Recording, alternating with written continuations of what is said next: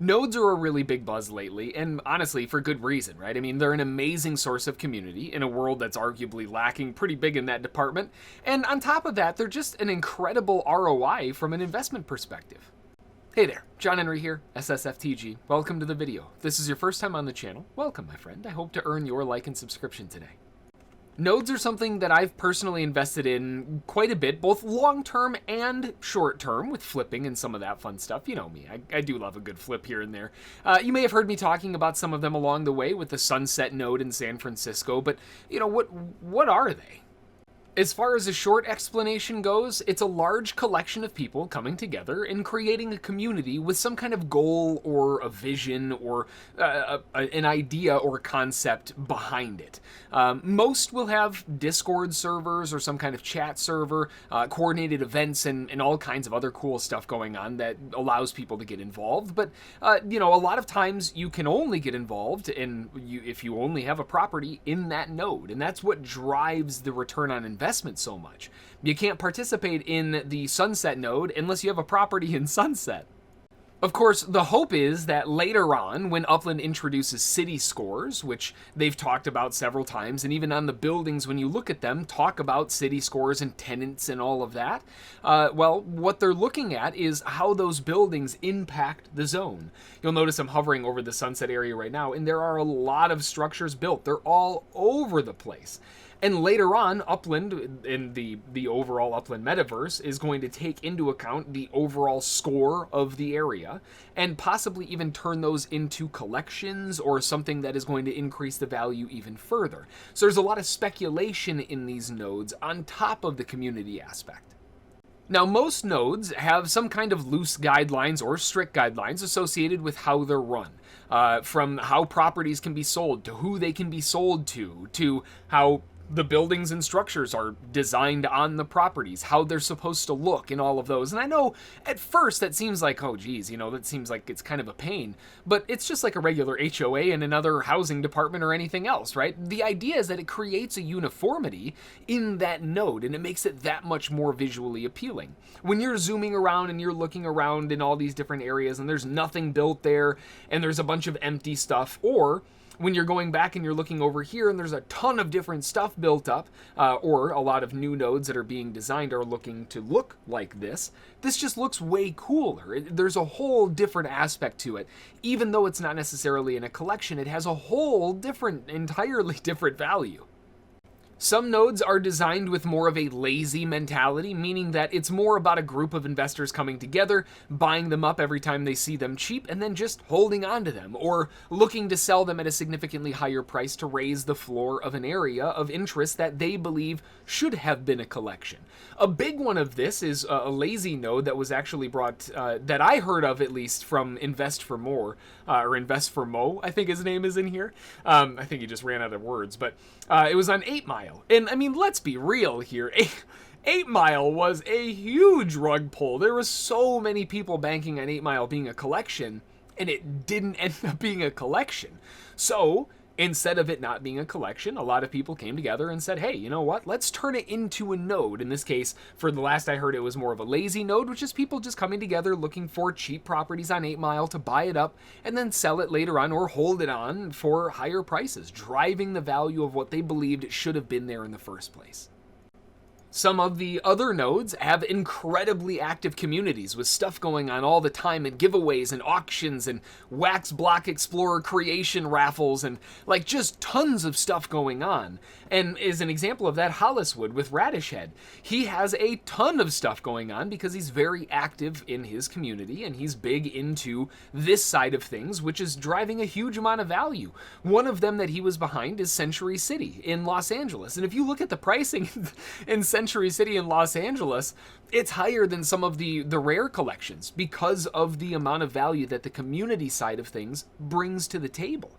And here in Holliswood, with a new launch of Queens and everything else, you can see I've built up inside here, and I'm starting to build some properties on these as well, or build some structures on here, because this is another node that, just like in Century City and some of the other ones, is likely going to be derived with a lot of community value, which I'm a huge fan of. It's the same reason why I'm building in Sunset, because there's a big community there as well.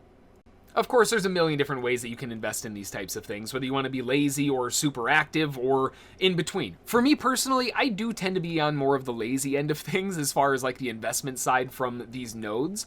I like investing in them because I know that they have a huge amount of value. I love being in those communities, even though I might not necessarily be super active. I still like seeing what's going on and occasionally answering some questions or throwing in some screenshots here and there. And along with that, it's another way that we as Uplanders, as a group of people, can come together and say, you know what? We want to come together and make this a really cool community. We want to build this area up. Or, you know, in some other examples like 8 Mile, where people can come together and say, no, I think this should have been a collection. So these properties that are on this road, we're going to buy up every time they're on the cheap. It's kind of a really cool way that the community can come together and design sort of their own area of interest, their own floor, if you will.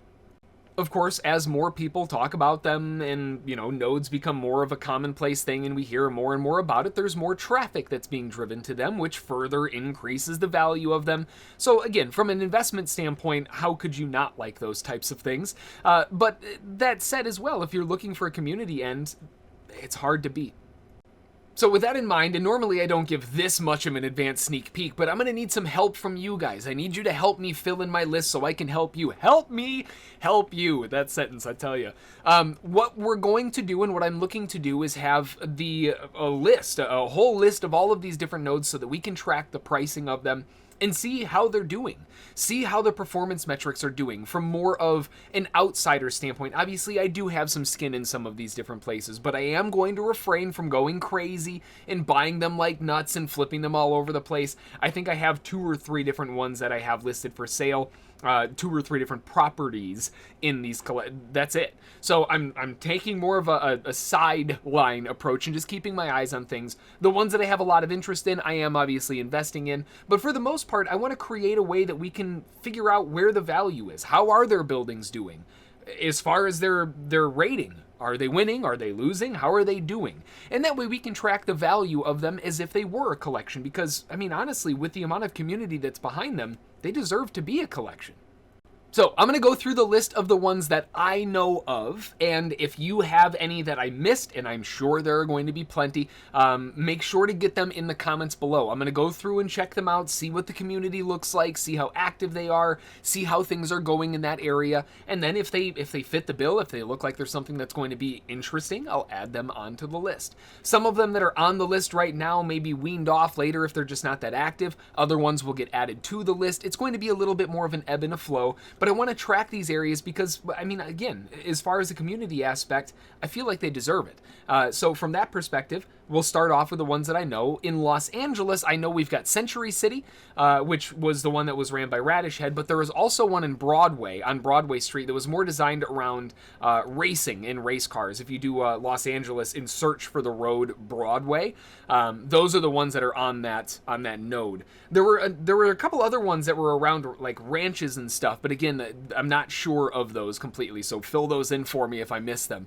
So Los Angeles, I know of. Century City and Broadway Street. It's just Broadway. In Detroit, we have 8 Mile, which is, again, I think a lot of people just bought and wanted to be a collection in the first place. And to be honest, it probably should be a collection. So that one right out of the gates. But then there was another one on the lazy node side of things that was over here in Henry Ford, which was another one that was getting built up. And I was just on the outside looking in over here on Pallister Street. You remember I was talking about over here, the one that I want to build up. It's just on the outside of this one. Kind of a bummer that I wasn't in there. I guess it does kind of go over there, but Henry Ford is another one of the, I believe this one is on the lazy node side of things. Over in the Queens area in Holliswood, this was the latest one that we were hearing from Radish Head, so this one's going to be getting lit up pretty aggressively here in Holliswood. I've got my couple over here. I've been eyeballing a few others, but like I said, I've been trying to stay mostly bipartisan. I've been trying to trade for other properties rather than buying them outright, just to keep it on the slowdown, because man, is it tempting just to pound the floor with these. But Holliswood is one. We also have Neponsit, which if we jump over here, I think a lot of people were expecting this to end up as some form of a collection as it is, but Naponzit I have heard jumping up on the list as far as another possible node. One that was from Loyal Doyle that I did hear of was Rego Park, but the one thing that I'm going to need clarification from you guys on is where it is, because Rego Park is technically already a collection. So is it something that we should already track or not? I don't know. The other question that I had was within Rego Park, the area that I know Doyle was specifically talking about was in this roundabout area. So I'm not sure if the rest of it counts or if it's just in here. If it's just in here, I'm going to be 100%. I'm not going to track it. I'm not going to go to each individual property and do it that way. That's just too much. But if it's just Rego Park in general, a little bit of a different story. And then, of course, in San Francisco, which we've already talked about, is the Sunset node. And that is both over here. And again, this one is another one that is technically a collection. But it spans two different areas, which is kind of interesting. Both Outer Sunset and Inner Sunset are both technically part of the node. And on top of that, a little bit of a sub-node within this, there are a ton of race strips and things that are getting built within this node too. So there's a lot of really cool stuff going on with all of these different ones, and they all bring their different thing to the table. Now, as far as the ones that I missed, again, I don't know which ones I missed. That's why I'm asking you all. So please, please, please, if I missed one, drop it in the comments below. I'll go through, I'll check it out, I'll see what the community looks like, I'll see what the buildings and properties look like, and it might find its way on the spreadsheet for our weekend review so we can start tracking the prices of all of these different nodes. Now remember, one of the big aspects of a node is the structures being built within them. That's what drives the neighborhood score. That's what gives them that advantage later on. So it's important to know that ahead of time, because if you're going to be getting involved with some of these nodes, chances are that also means that you're going to be getting involved with investing in structures and developments and all of that too. It's probably one of those things you want to know beforehand rather than be surprised by them later, right? So as far as nodes are concerned, hopefully this guide's help you in understanding what a node is, how they operate, what they are, and how to kind of check them out and see what they're all about.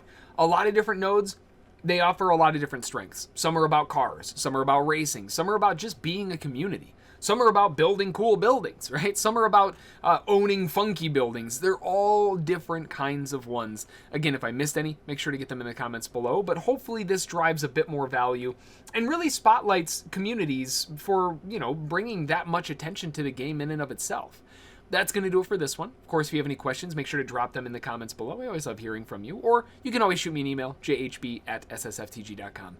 Until the next one, thanks for watching. We'll see you then.